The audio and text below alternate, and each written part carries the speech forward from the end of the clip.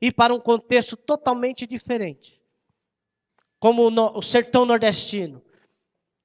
Eu estive no Vale de Jequitinhonha, uma época, existem lugares que não pega celular.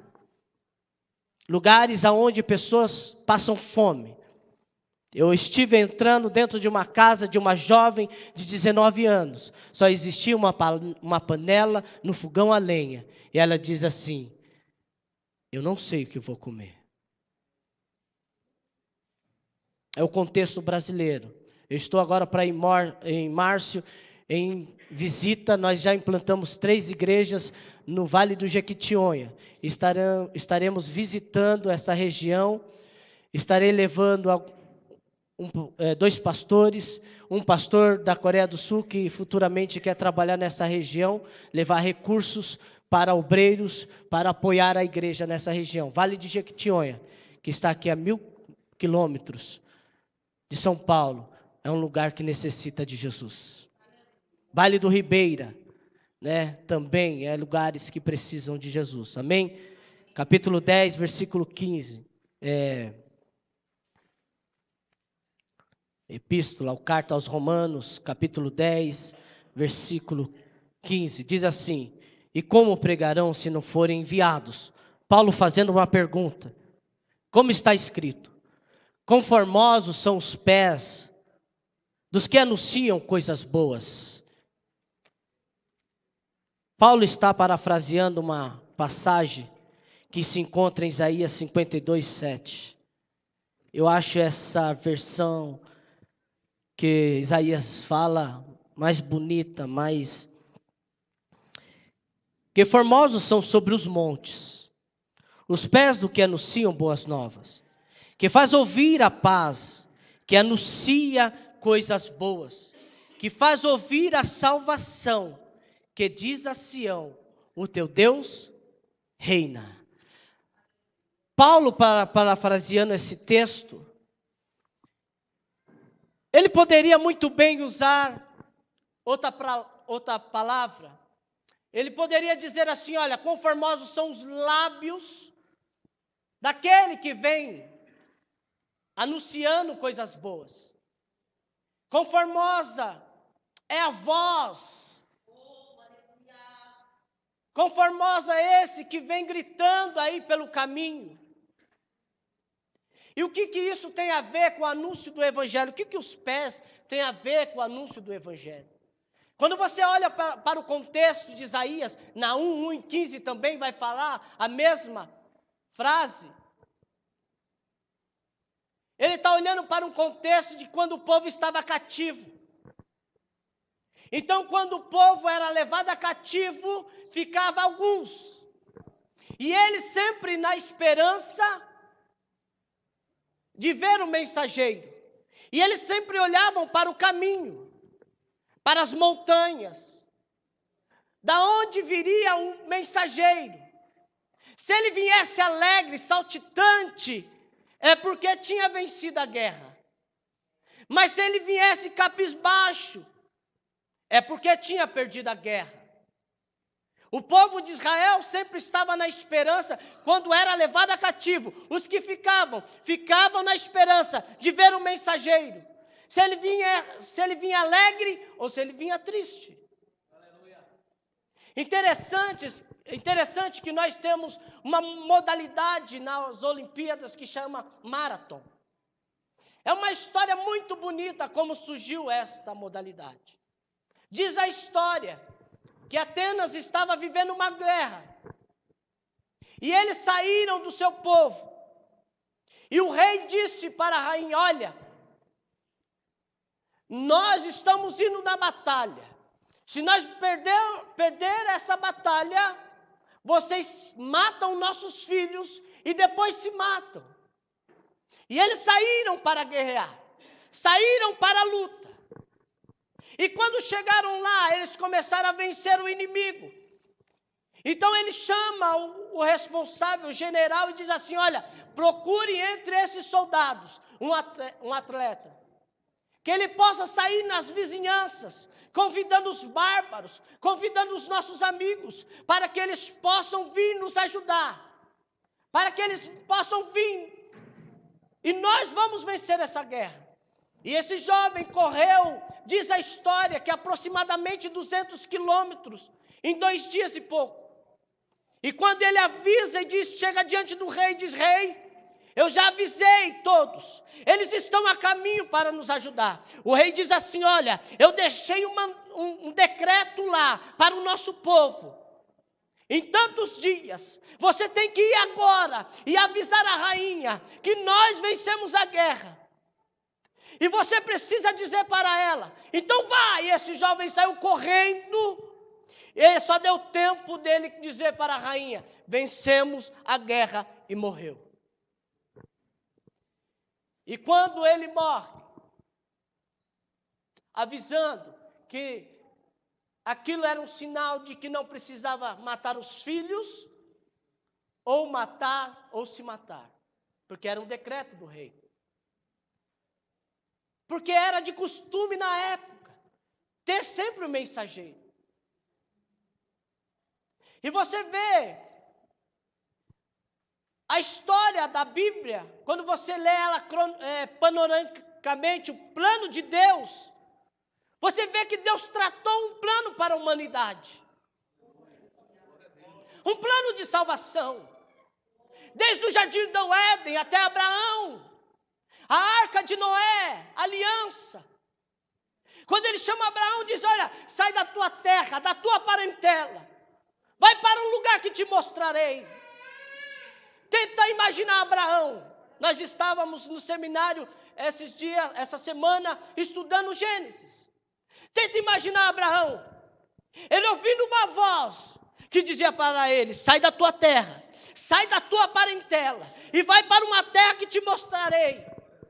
Tenta imaginar ele chegando para o seu pai, pai, eu preciso ir embora. Eu preciso pegar todas as minhas posses, os meus empregados, pegar tudo e ir embora, porque uma voz está falando comigo, sai da tua terra, da tua parentela, e vai para uma terra que te mostrarei. Talvez o pai dele olhou para ele e diz assim, filho, por onde você passar, outras tribos vão te matar, vão tomar as suas posses, vão tomar a sua esposa, vão pegar os seus escravos, vão tomar tudo de você. Mas pai, eu preciso ir, porque é uma voz que ecoa na minha alma, e ela fala todo dia comigo, sai da tua terra, da tua parentela, e vai para uma terra que te mostrarei. E ele ouve essa voz, e ele segue toda a trajetória. Deus falou com Abraão, passa-se os anos, Deus fala com Jacó, passou mais um tempo, Deus fala com José, levanta José no Egito, para tirar o povo da fome. Depois, ao longo da história, vai indo, o povo passa 430 anos no Egito, Deus fala com Moisés através de uma sarça, e a história vem desenrolando, para um plano da humanidade. Deus fala com os profetas, e diz, olha, tem um plano para resgatar este povo, tem um plano para a humanidade caída, para o homem caído, o homem que pecou, o homem que se afastou de mim. Existe um plano, eu tracei um plano e vou cumpri-la. E quando nós no Novo Testamento, esse plano sendo cumprido em Jesus. Jesus nasce de uma virgem, cresce, desenvolve o seu ministério, fala com pessoas, transforma pessoas, muda a história, pega um endemoniado que não valia nada para a sociedade, transforma aquele homem torna-se um seguidor de Cristo, torna um dos pregadores de Decápolis. A arqueologia vai dizer que aquele homem plantou muitas igrejas naquela região. É o Jesus que transforma, é o Jesus que muda, é o Jesus que pega uma pecadora, uma prostituta, muda a história dela. É o seu Jesus que transforma Maria Madalena em uma seguidora, numa discípula que sustentava, que cuidava, que ajudava o ministério de Jesus. Jesus morre, ressuscita. Depois da sua ascensão aos céus, surge uma igreja que começa a anunciar o evangelho, e a mensagem deles era essa: ele ressuscitou, ele vive, ele ressuscitou, ele vive. A igreja vai crescendo, vem a perseguição, se espalha pelo mundo. Paulo é levantado, o perseguidor, agora é perseguido. E o que isso tem a ver com nós hoje? Quem tem a melhor mensagem deste mundo? Quem tem a palavra de salvação? É eu, é você. Quão formosos são os pés daqueles que anunciam as boas obras, as boas novas, que anunciam o evangelho, a palavra que transforma. Existem pessoas aí fora necessitando desta palavra. Existem pessoas sendo escravas de Satanás, escravas nas drogas, no álcool, na prostituição, na idolatria, na orgia, na feitiçaria. Existem centenas, milhares, bilhões de pessoas. Diz a estatística que 2 bilhões de pessoas no mundo nunca ouviram o evangelho uma vez sequer. São 2 bilhões de pessoas. É estatística. Tem um amigo que trabalha com tradução da Bíblia. E na onde ele trabalha, ele chegou para uma pessoa e disse: você já ouviu falar de Jesus? Ela disse: nunca. Qual tribo que ele mora? Aonde ele está? Que nunca ouviu falar de Jesus. Existem índios que lançam flechas para o alto para espantar o inimigo, para espantar os demônios, porque não conhece a Jesus. E essa incumbência foi dada a mim e a você. Talvez muitos dizem: olha, a igreja não cresce, a obra não tem crescido, não acontece isso, não acontece aquilo. Por causa de quem? Quem é a igreja? É eu, é você. Eu e você tem que pregar esse evangelho. Eu e você tem que pregar esse poder que transforma, esse poder que quer mudar famílias. Centenas e milhares de famílias neste momento estão passando por guerras, por momentos difíceis, precisando de uma palavra de transformação, de uma palavra que possa curar a alma. E quem tem essa palavra? É você. É nós que precisamos anunciar o evangelho. É nós que precisamos nos dedicar. Muitos dizem assim: antigamente é museu. Antigamente nós fazíamos isso. Antigamente nós ia para tal lugar e hoje não vai. Por quê? Esse Jesus não é mais o mesmo. Esse Jesus não mudou. Ele está aqui nesta noite dizendo para você: vai e fala de Jesus. As pessoas precisam ouvir de Jesus. Não mensagens melancólicas para o ego, para alimentar o ego, mas palavras de transformação, palavras de mudanças, palavras de cura. Esse Jesus é o mesmo Jesus que esteve em Decápolis, o mesmo Jesus que esteve em Samaria, em Jerusalém, em Cafarnaum. Ele está aqui nesta noite, te encorajando, me encorajando, dizendo: vai e prega o evangelho.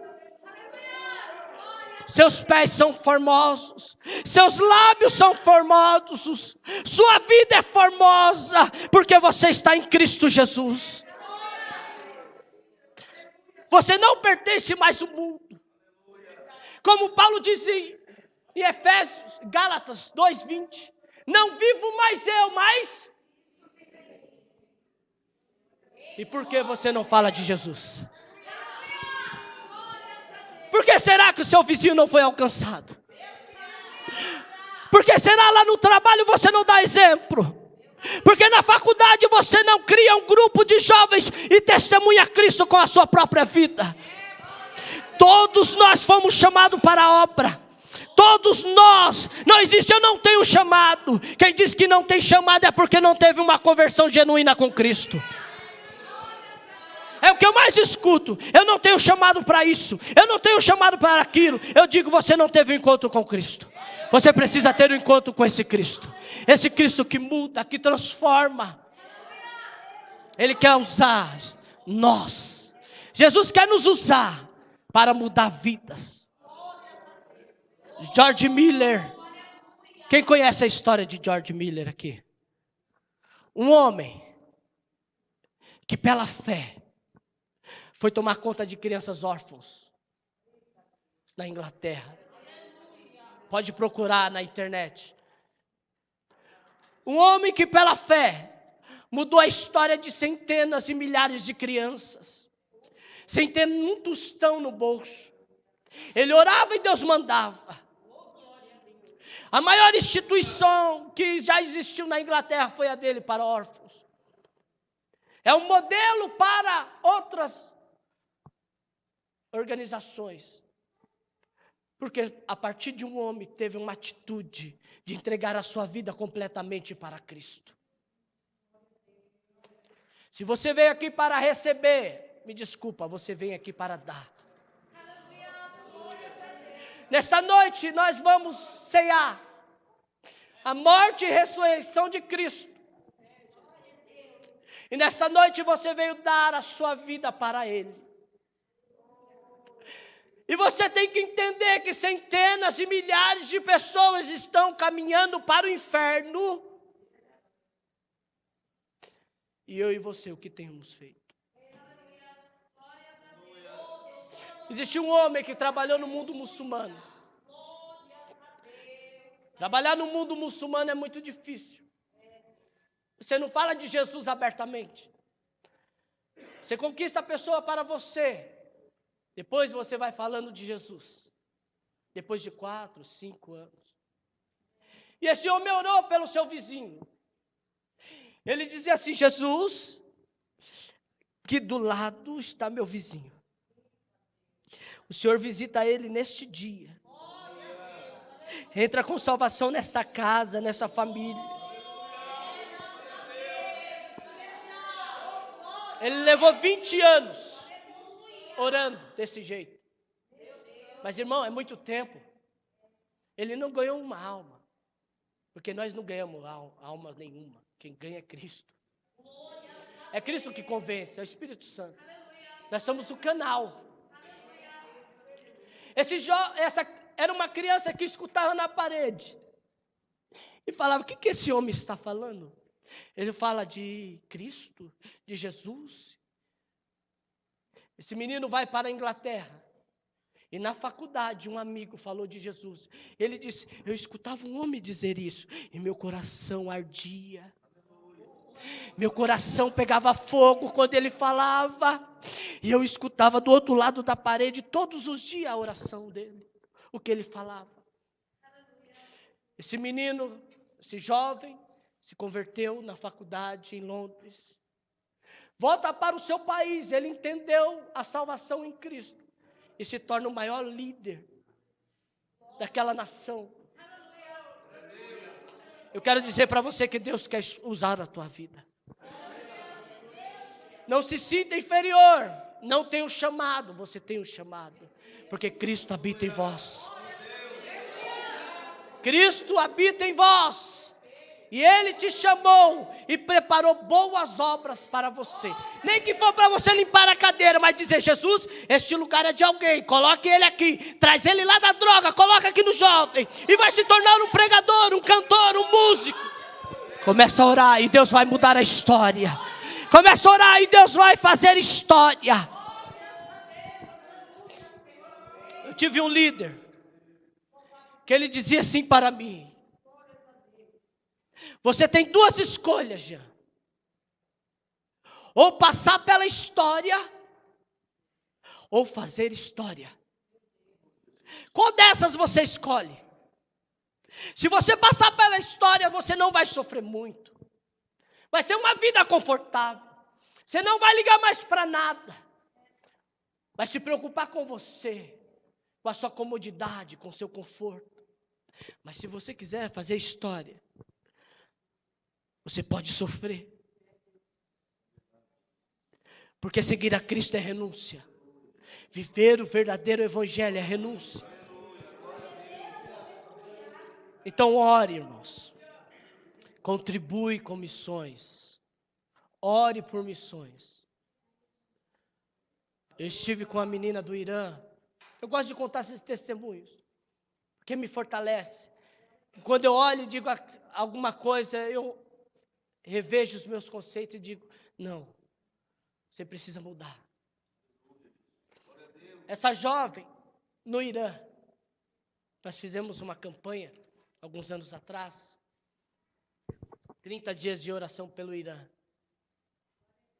Eu tive a oportunidade de conhecer uma dessas moças. Ela aceitou Jesus no Irã. O Irã é um dos países mais perseguidos. Deve estar entre os 10 mais perseguidos. E aí ela aceitou Jesus e trabalhava a evangelização no Irã. Porque eles, quando aceitam Jesus, eles dão a própria vida. Para quem é muito dado, muito será. Então tenho dó de você estar aqui nesta noite.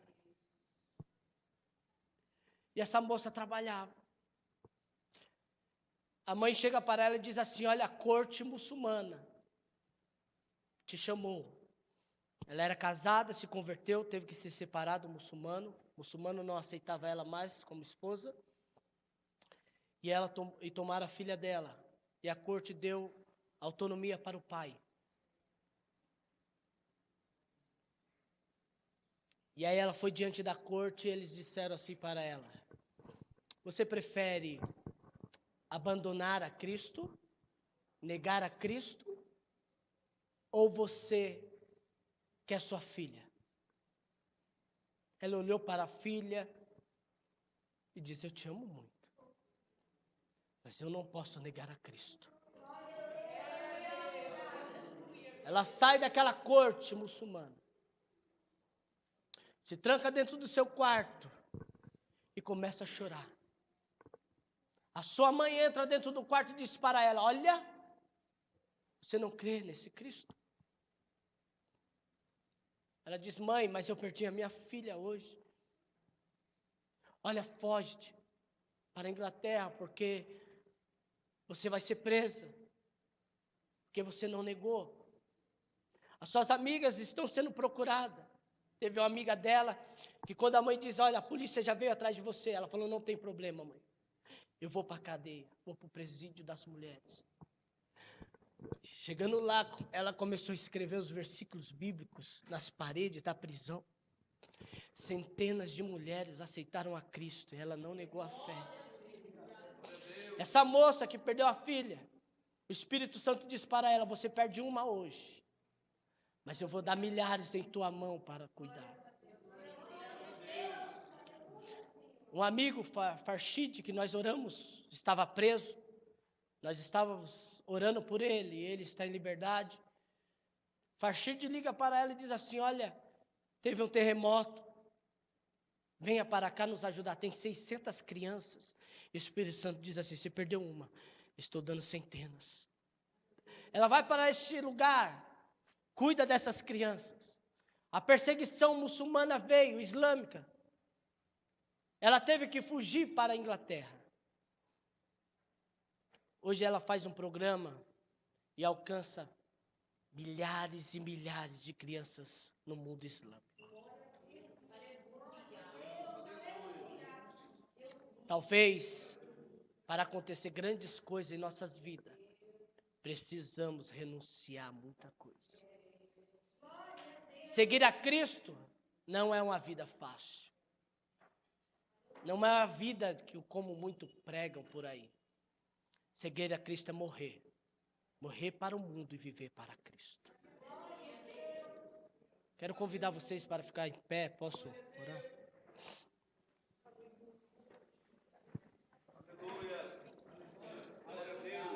É uma mensagem de conscientização.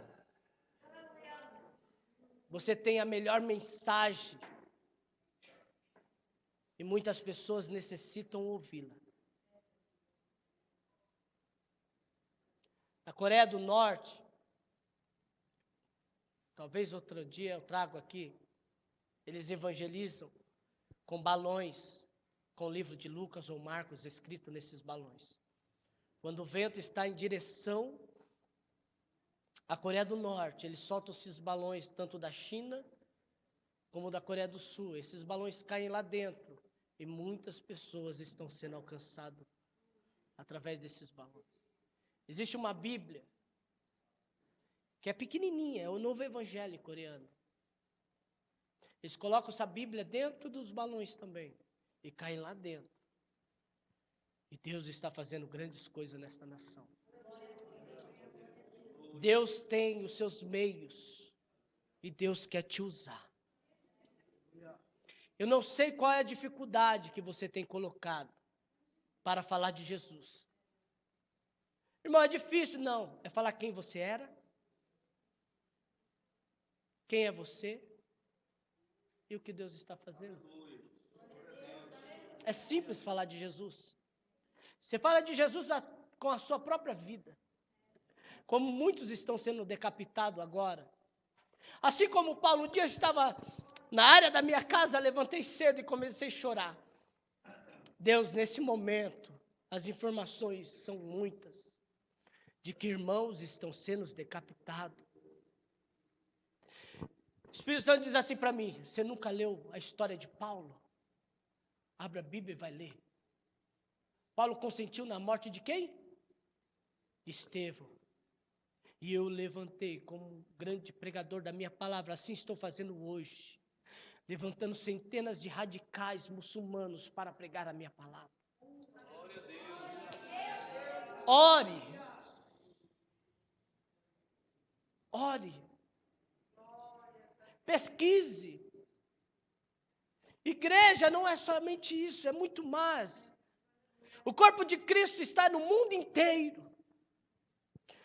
Paulo vai dizer, ela sofre também com o corpo de Cristo. Sente a dor de uma igreja que o líder disse para mim, olha, o homem bomba Jean entrou 7 vezes para explodir dentro da igreja. Eu estive com esse líder da Indonésia. Ele entrou 7 vezes. Ele não explodiu dentro da igreja, ele explodiu fora, porque o próprio Deus não deixou. Aleluia. Glória a Deus. Você tem a maior liberdade de pregar o evangelho. Você tem a liberdade de ter uma igreja, pastores. Talvez você peca de falar mal desses homens. Eu valorizo muito, eu lavo o carro do meu pastor, eu ajudo, eu carrego a mala dele, eu valorizo, porque eu conheço o que é igreja no mundo. Eu sei que um pastor sofre por amor à ovelha. Ore por essa igreja. Começa a fazer campanhas e dizer, olha, prostíbulo aqui pode fechar, se você orar. Essas moças que são vendidas, ela pode estar aqui adorando a Deus. Talvez isso aqui vai mudar. Através disso aqui. E eu creio que quando a igreja se levanta, essas vidas são transformadas. Pai, nós te louvamos por esta noite. Obrigado por este tempo, Senhor. Levanta intercessores. Pessoas que entenderam que morreram para o mundo, morreram para si e vivem para a tua glória. Que nesta noite toca corações, mente, dá entendimento, sabedoria, graça. Levanta-os como um canal de bênção, como tem sido deste lugar.